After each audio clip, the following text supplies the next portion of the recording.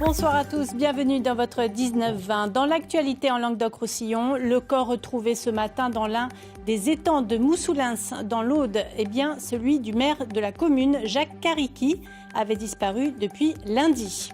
Les doutes et les interrogations des lycéens après avoir pris connaissance des résultats d'admission sur la plateforme Parcoursup. À quelques jours du baccalauréat, c'est l'inquiétude. La rectrice de l'Académie de Montpellier est allée à leur rencontre. Et puis à la fin de ce journal, ne manquez pas le voyage dans le temps que nous propose Saint-Guilhem le désert grâce à la musique médiévale et l'archéolutherie. Le corps sans vie est repêché ce matin dans un étang de Moussoulins dans l'Aude et donc bien celui du maire de la commune de Carriqui. L'élu de 69 ans, porté disparu depuis lundi, a été formellement identifié. C'est un maître chien qui l'a découvert. On retrouve sur place Alexandre Grélier et Frédéric Ibal. C'est ici, dans le ruisseau de Valeron, qui alimente un étang, qu'a été retrouvé ce mercredi matin le corps sans vie de Jacques Carriqui.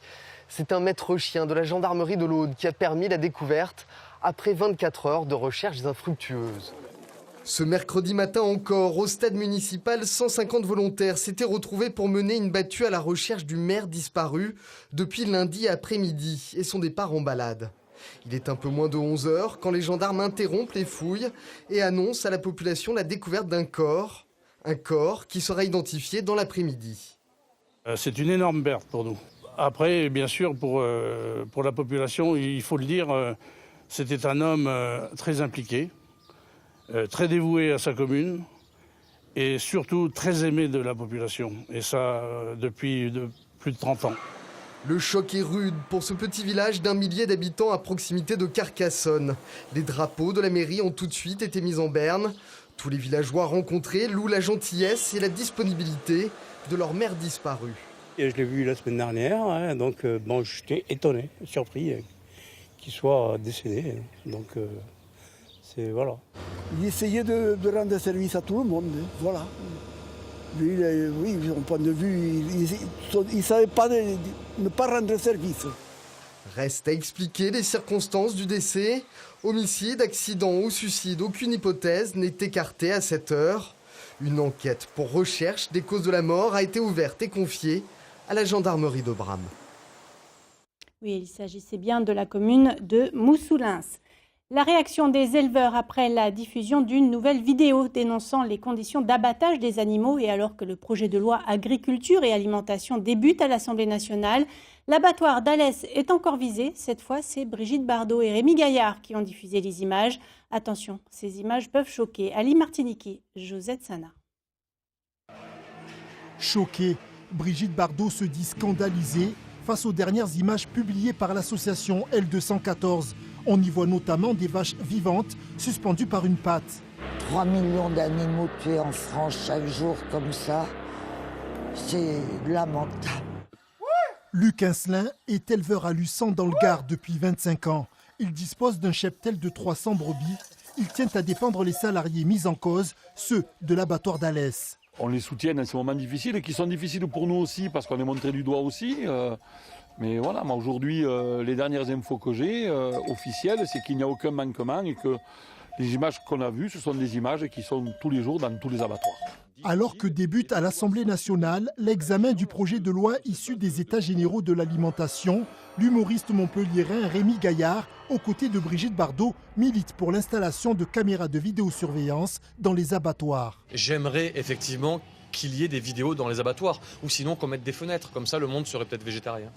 Luc Incelin, lui, s'y oppose. Il privilégie le renforcement des contrôles par les vétérinaires. Moi, je fais confiance, encore une fois, je le répète, aux salariés et aux services de l'État qui sont là pour contrôler que le travail soit fait normalement dans les règles légales. Après celle de 2015, c'est la deuxième vidéo choc qui met en cause les conditions d'abattage à Alès. Des éleveurs soulèvent la question des conditions de travail des salariés et de leur formation.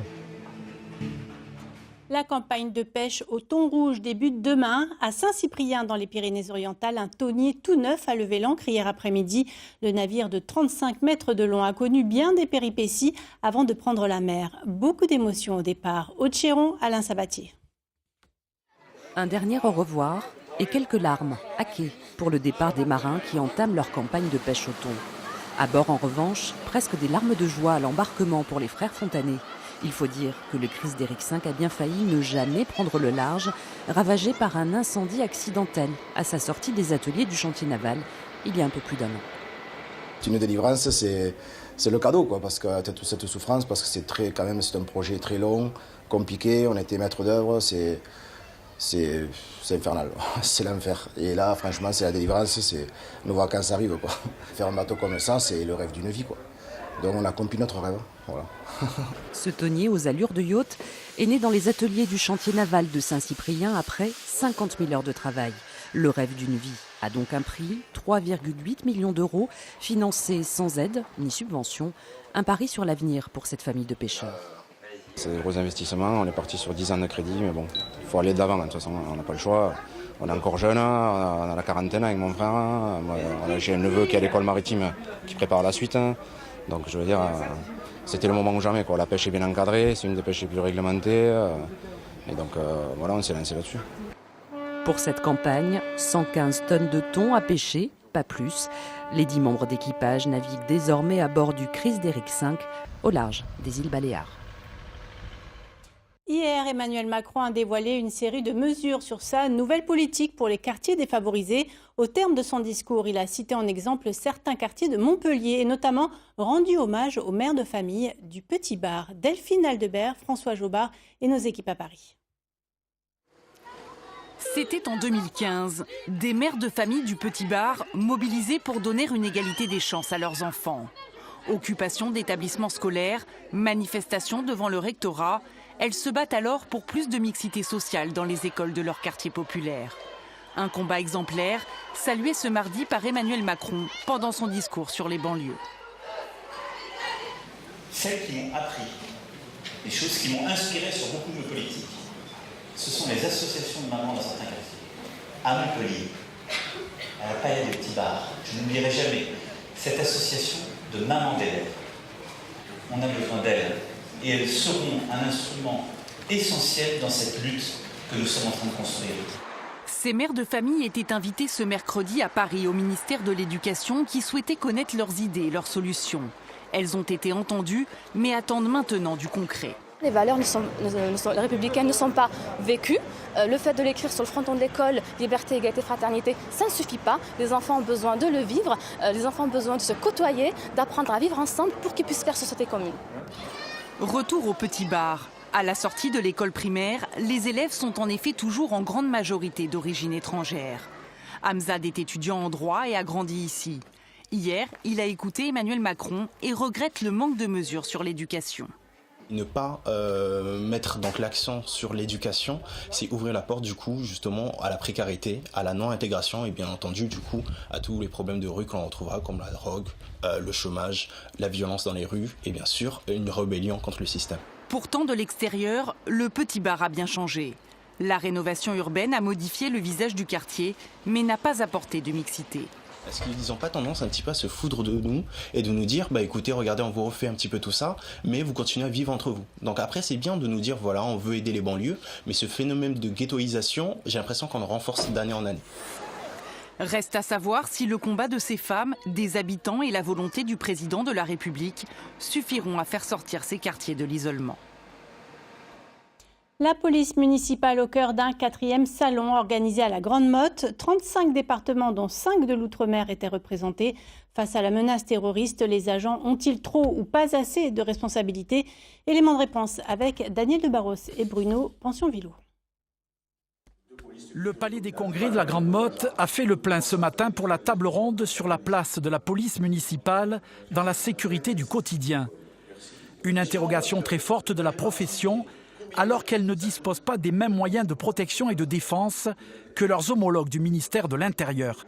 Un policier municipal ne peut pas contrôler un véhicule s'il n'a pas l'autorisation de le faire par le procureur de la République ou s'il n'est pas accompagné par un gendarme.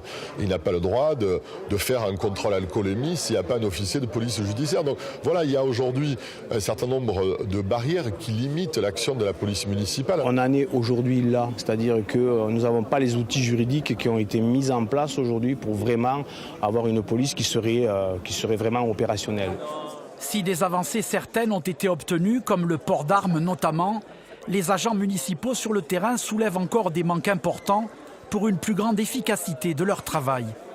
Le partage des informations, l'accès aux fichiers que la police nationale et gendarmerie ont et qu'on n'a pas encore. Donc voilà, il manque vraiment cette interactivité entre tous les services. Renforcer les coordinations avec les forces de police de l'État. C'est aujourd'hui un objectif prioritaire partagé face aux risques importants.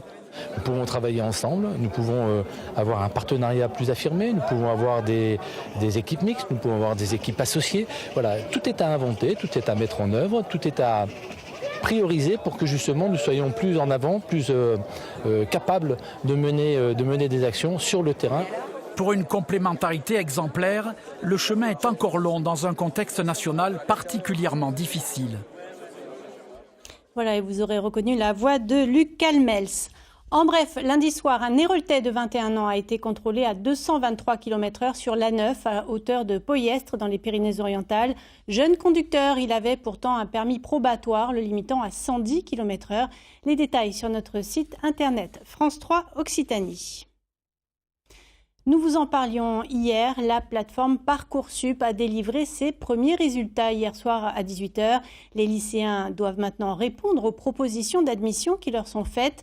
La rectrice de l'Académie de Montpellier s'est déplacée en personne dans un lycée de Castelnau-le-Lez pour répondre aux dernières interrogations des élèves. Daniel de Barros, Nicolas Chataille. La rectrice d'académie revêt ses habits de VRP et sa mission, répondre aux questions que se posent encore lycéens et parents d'élèves sur le Parcoursup. Ici, cas extrême, ces jeunes n'ont essuyé que des refus, certains comme Sébastien l'ont un peu cherché. Moi je prépare un concours gendarmerie et donc extérieur à Parcoursup, sachant que c'est un concours, donc c'est très sélectif. Mais pourquoi avoir mis qu'un seul vœu ? Sachant que je ne compte de toute manière pas faire d'études supplémentaires, donc c'était simplement faire un vœu pour ne pas avoir de regrets. Et si tu n'es pas reçu au concours ? Je serai reçu au concours. Pour les autres élèves dans son cas, en théorie, rien n'est perdu. Il faut qu'ils me saisissent dès maintenant pour qu'on réétudie leur dossier, qu'on regarde quels sont leurs vœux, leur parcours, leur motivation et qu'on puisse leur trouver, quoi qu'il en soit, une solution. Les parents d'élèves restent vigilants sur le Parcoursup et distribuent bons et mauvais points. C'est moins aléatoire déjà que les années précédentes, c'est-à-dire qu'un élève qui travaille bien a plus de chances d'avoir son choix que c'était le cas précédemment. Par contre, ce qui est difficile, c'est qu'effectivement, il y a ces listes d'attente et puis il y a des refus, même en ayant des bons résultats. Et puis, heureusement, il y a ceux pour qui tout va bien. Ce matin, j'étais acceptée en PACES, alors qu'hier soir, j'étais sur liste d'attente. C'est quand même un soulagement. Mais avant d'aller plus loin, tous ces lycéens ont un cap à passer, avoir le bac. Autre problématique qui attend les futurs étudiants, le logement. La mairie de Montpellier propose une solution inédite. Pour rompre l'isolement des personnes âgées, des étudiants vont habiter près d'eux dans les EHPAD municipaux. Les candidatures sont ouvertes jusqu'au 15 juin. Les explications de Karine Alazé et de Carolina Gulot. Alors il y a 3 chambres de dimensions différentes. Roselyne Montreuil découvre l'appartement pour lequel elle a déposé une candidature. Une colocation avec 2 autres étudiants dans un EHPAD. Cette étudiante en musicothérapie est la première à avoir répondu à l'annonce du Centre communal d'action sociale de Montpellier, une chambre à loyer modéré en échange de 3 heures de bénévolat par semaine auprès des personnes âgées dépendantes. C'est une très belle expérience humaine parce qu'on donne de notre temps à des personnes qui souvent peuvent se sentir assez isolées quand même malgré les activités. Il n'y a pas forcément les familles à côté. Donc je pense qu'en tant que jeune, c'est quand même important qu'on puisse nous venir plusieurs fois dans la semaine faire des activités, accompagner les sorties, faire des balades, etc. Pour les pensionnaires de l'EHPAD Françoise Gauffier, l'arrivée de 3 jeunes au sein de l'équipe d'animation est plutôt bien vue. Marie-Jeanne Vernet, par exemple, préfère la gymnastique aux jeux de société, mais elle est curieuse de voir ce qui va être proposé. Ça peut que nous faire du bien, de nous donner un peu d'entrain. Pour accueillir 12 étudiants dans 3 établissements municipaux, la ville de Montpellier a rénové des logements de fonction inutilisés. Les candidatures ouvertes jusqu'au 15 juin seront soigneusement étudiées sous l'angle des critères sociaux et de la motivation. On va faire en effet un vrai casting et savoir ce que la personne vient chercher, ce qu'elle attend. Nous ne voudrions pas que ce soit seulement une histoire finalement financière, mais aussi une vraie histoire d'amour qui démarre avec le grand âge. Et qu'ils inventent avec eux de nouvelles façons d'occuper leur temps, peut-être les week-ends, peut-être le soir, peut-être dans la journée, vraiment à leur convenance. L'objectif, c'est bien sûr de rompre l'isolement des personnes âgées. Seuls 30% des pensionnaires des EHPAD montpelliérains reçoivent régulièrement des visites de proches. Début de l'expérience en septembre. Du football ce soir à Montpellier, mais un match sans public. Le match de barrage pour l'accession en Ligue 1 entre Ajaccio et Toulouse se disputera dans un peu moins de 2 heures maintenant, mais à huis clos, en terrain neutre. La conséquence des incidents survenus dimanche dernier lors de la rencontre entre Ajaccio et Le Havre. Jean-Pierre Léca, bonsoir. Vous vous trouvez à la Mosson. Quelle est l'ambiance sur place ? Bonsoir Cybèle, eh bien écoutez, vous l'avez dit, c'est la Ligue 1 qui s'est terminée il y a quelques jours, mais il y aura bien donc un match ce soir à la Mosson, puisque c'est la Ligue de football professionnel qui a désigné ce stade pour accueillir ce barrage aller entre l'AC Ajaccio et le Toulouse Football Club. 2 équipes qui vont essayer de gagner leur place en Ligue 1 pour la saison prochaine. On le rappelle, ce match se jouera à huis clos sans aucun spectateur. Les Toulousains, vous pouvez peut-être les apercevoir derrière moi, sont arrivés il y a quelques minutes ici à la Mosson. Les joueurs d'Ajaccio devraient arriver d'ici 5 minutes. Concernant leur état d'esprit, ils espèrent réaliser un exploit car ils ont été un petit peu chamboulés les dernières 48 heures. Du côté de Toulouse, on espère bien se maintenir avec un groupe quasiment au complet pour l'entraîneur toulousain Michael Debève. C'est un match très important également financièrement pour les 2 clubs. Il y a beaucoup d'argent en jeu si Toulouse venait à se maintenir ou si l'AC Ajaccio venait à monter. Pour l'instant, il n'y a aucun débordement à signaler, que ce soit en dehors du stade ou bien sûr dans ce stade où il n'y a pas grand monde. Et la rencontre, elle, devrait bien débuter à l'heure, à 20h45, ici à la Mosson, pour le barrage aller entre Ajaccio et Toulouse. Jean-Pierre Léca, merci beaucoup. Et puis en handball, coup dur pour le MHB hier soir. Montpellier s'est fait surprendre à Saint-Raphaël lors de l'avant-dernière journée du championnat de D1. Les hommes de Patrice Canaillé se sont inclinés 26-25 et voient s'échapper le titre de champion de France qui pourtant leur tendait les bras. Il faudra désormais se remobiliser pour la Ligue des Champions avec la demi-finale samedi à Cologne. Voilà pour le sport. Je vous propose à présent un voyage dans le temps. Pascaline Arisa et Juliette Murck nous transportent dans le Moyen-Âge grâce à la musique et le savoir-faire de luthiers passionnés. Un festival à découvrir jusqu'à dimanche. Regardez. Saint-Guilhem-le-Désert, village médiéval par excellence, situé sur le chemin de Saint-Jacques-de-Compostelle, met la musique médiévale à l'honneur cette semaine. Remontée dans le temps, en l'an 1080, avec cette première chanson de geste écrite en occitan et en rime.